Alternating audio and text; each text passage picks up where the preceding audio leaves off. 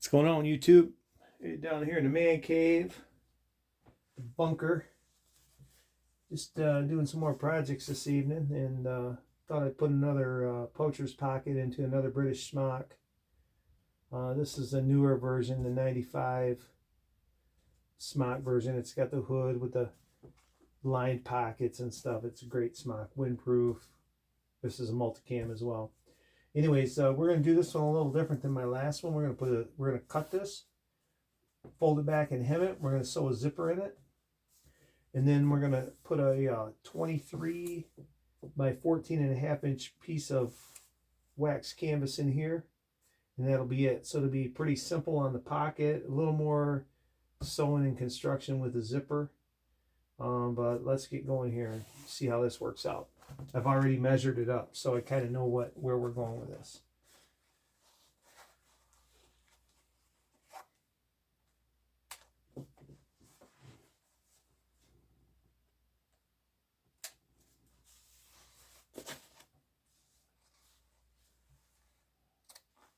Somebody said, how do you do that stuff with all that? You're ruining a great jacket. I know I got a sewing machine, man. What are you talking about? If it gets that bad, I'll make a new one. So we're just going to snip this enough to fold it back and hem it.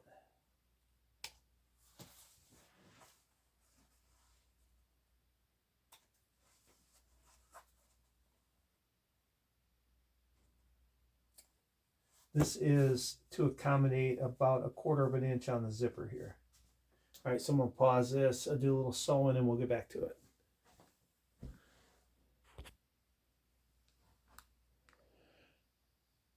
So the thread I'm using is from the threadexchange.com. This is bonded nylon, size 69. Hemp green is the color. BNL069GRD 104BN. I'm guessing that's probably the number I ordered it under. 1,500 yards for a 4-ounce spool. I don't remember what it costs. I got 4 or 5 different spools at the time. I think it was about $60.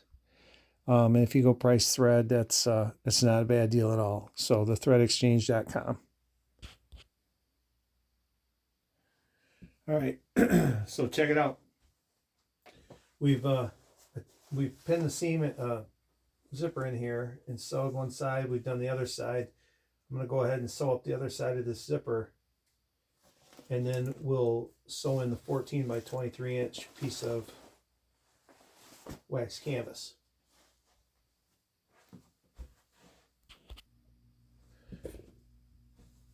All right, here we go. Got the zipper sewed in. I'm not gonna lie, it wasn't easy. There's a lot of bulk in this coat getting in this little machine here. So you got zipper in here, and that's a piece of cake now. So we're going to, I think I wrote it down, 23 by 14.5 is the size of our oilcloth. I'm going to double check that one more time because I don't think I counted for hemming that.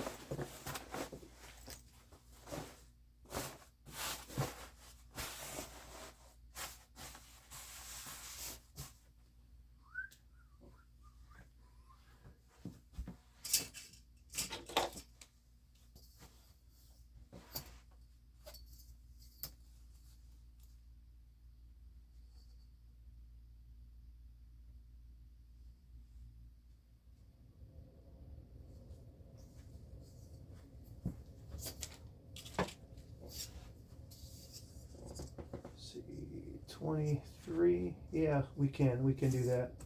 So we'll do 23.5 by 14.5, and then we'll hem at 1/4 inch on each end, and we'll be able to lay that in there and just sew all the way around. It'll be nice and easy. So it'll turn out something like this.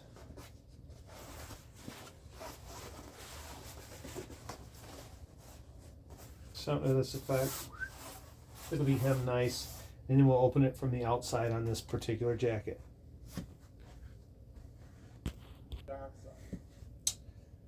All right, so we have got our width. We're going to roll it over and iron it just to make it easier to sew.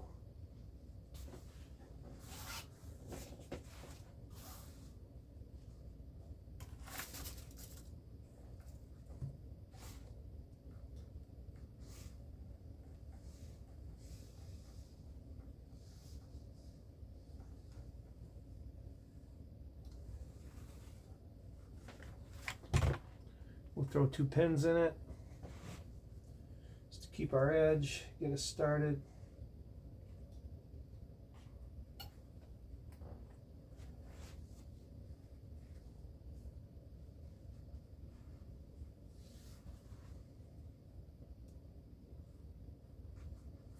I'll tell you what, I'm listening to a little bit of politics and bullshit there, and I'm going to tell you right now,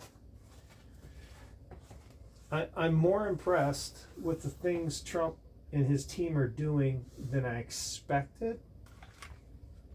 I'm actually kind of surprised at the breakneck speed in which things are happening. I agree with about, the other day I said 85%, but today I agree with about 65% of everything he's doing at breakneck speed. You can go back on some of my older videos back from election day when I was cutting a little firewood and that how I felt about the state of our politics. And the problem I have is we are a very diverse country. I don't care what the left says about us being racist and prejudiced and all that bullshit.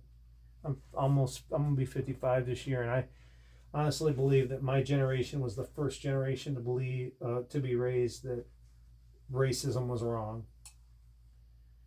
I say that based on the relationship I had with my grandfathers, and I know how they felt. And then my dad, who was a Vietnam era Marine, my dad that raised me, I know how he felt about blacks and whites and about them all bleeding red. So I think that helped develop my emotional maturity with regards to racism growing up in the 80s. At any rate, the past administration, the Biden was worse than Jimmy Carter ever thought about being. Like, I couldn't believe the dumb shit that went on with that administration. And then the Democratic Party, the way they screwed Kennedy out of the primaries, and then the way that I believe Joe Biden had a better chance to win against Trump than Kamala Harris did. I mean, they installed Kamala. That was completely illegal. They disenfranchised 16 million Democrat voters that voted in the primaries. I don't. These parties, whomever's controlling these parties, got to be stopped because they're wrong. There's bullshit they're doing. It's kind of like they screwed Bernie Sanders in 2016. I can't tell you how many people I know that said, I voted for Trump because Bernie wasn't running, because their other choice was Hillary Clinton, right? So at any rate, I was just listening to some of that and doing some of this, and it just blows my mind the dumb shit going on in politics right now, and I'm sick of it. I believed in RFK because I felt he was the only one presidential enough to try to hopefully reunite this country, because as long as there is a 50 percentile division, which really there is, you talk all you want about the election and how he won by so much. I'm telling you right now, this country's divided like 49-51, right down the middle. And until we reunite this country on assimilated values, we're fucked. That's just how I feel about that. Anyways, let me get this hem in this, and then we'll carry on. I didn't mean to rant. All right, so we're rolling good here on this pocket, and I'm listening to this Democrat, this Senator Sheldon from Rhode Island. He's a Democrat, and I know I sounded like I was complaining about the Republicans earlier, but this stupid ass is talking basically about cow farts, methane gas. Like, where were you asshats in 1992 or 3 when Bill Clinton signed NAFTA and fucked all of us out of so many jobs and opportunities, and the shit this guy's talking about, this is the same idiot who was grilling RFK 2 weeks ago And now he's trying to act like he's the savior of the environment and shit. And RFK's been doing this shit for 40 some years, right? Fighting corporate America. Oh, I don't know, you guys. I'm telling you what, we are. It's political theater nowadays. Watching this shit, it just blows my mind. And I can't pick one side over the other because both of them are fucking idiots and got stupid ideas, and it's just ridiculous. At any rate, let me pause this for a minute while I pin this in and get this ready to sew.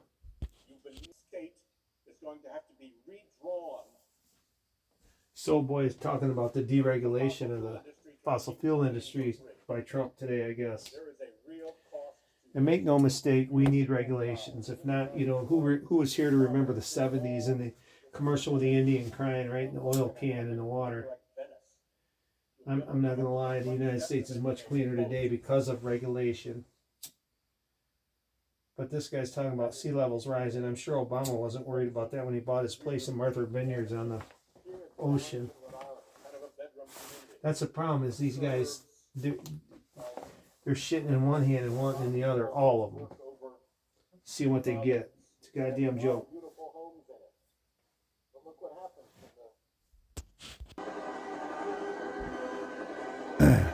All right, so check it out. I had to get rid of the politics. I'm doing my little project here, and I had to turn on some classical music. And what better music than the Ride of Valkyries? Along with Robert Duvall, right?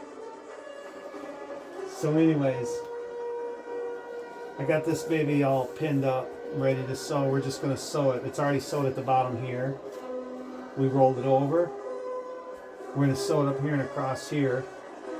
We'll have a little bellows here with the way it's sewed from some expansion. And then from the back side, we'll get to the zipper. So anyways, let me turn this down.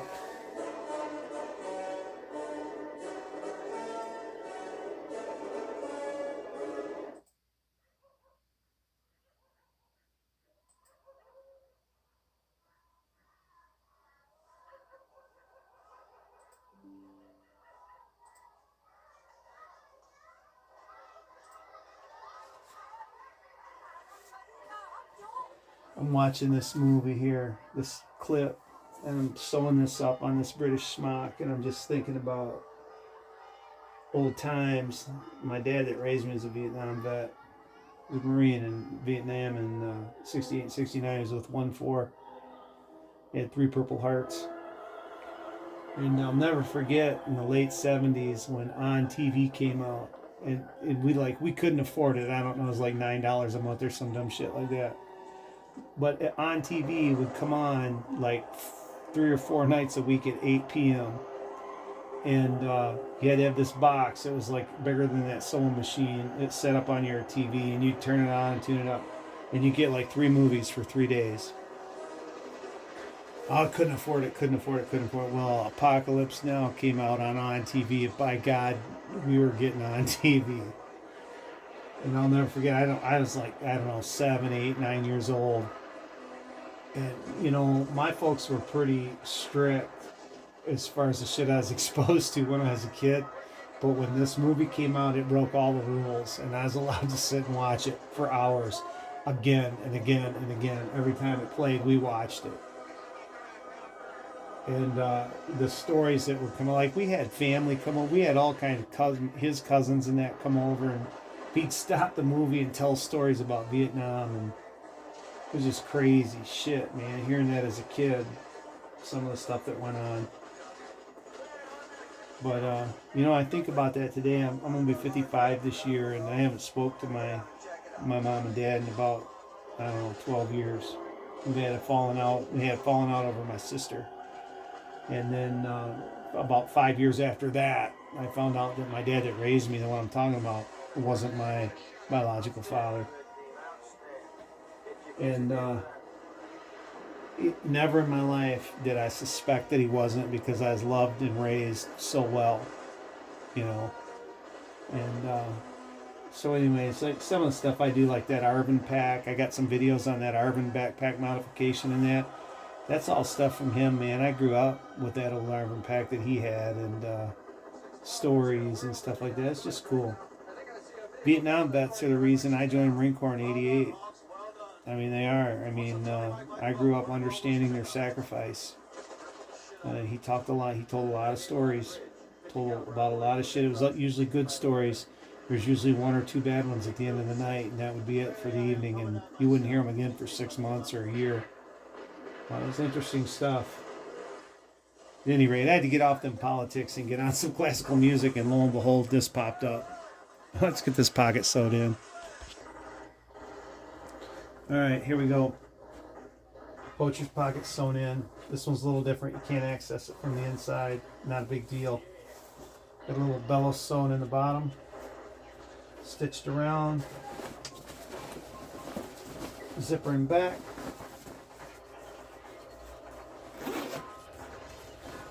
Put whatever you need in there. And then it's getting a little late, but probably tomorrow maybe we're going to sew this on here as a flap to cover the zipper. But that's enough for tonight. I'm going to go finish watching Heartbreak Ridge. Because if that movie don't make you a patriot, nothing will, let me tell you. You don't love Clint Eastwood and Heartbreak Ridge, my God, there's something wrong with you. Stay safe, YouTube. Silverback out.